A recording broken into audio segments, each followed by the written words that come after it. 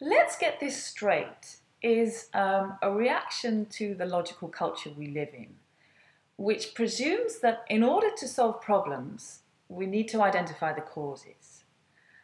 And in a lot of cases, that's true. However, I would argue that it doesn't apply to getting problematic relationships to work.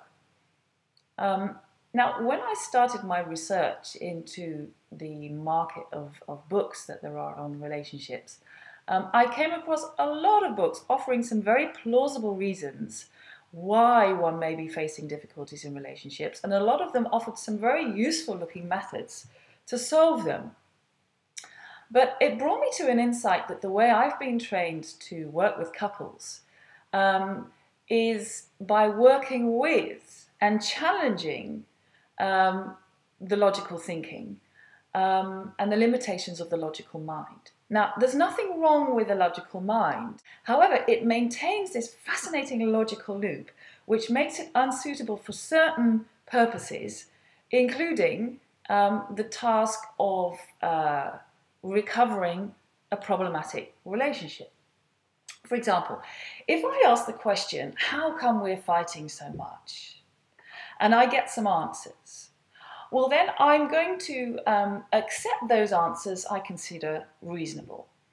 Now, which answers do I think are reasonable? Well, the answers that I'm vaguely familiar with, that kind of fit into my existing frame of reference.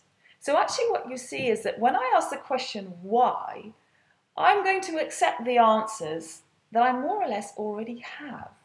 So the question why reinforces the frame of reference that I had at the beginning of my question, which brings me back to square one.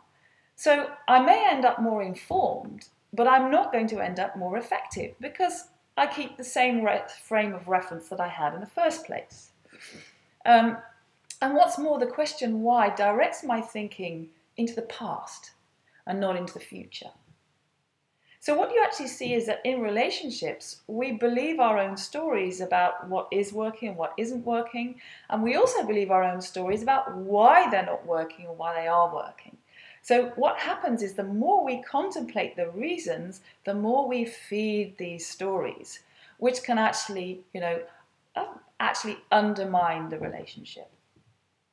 Now, the 7 staggeringly simple questions offer a way of working with the limitations of the logical mind.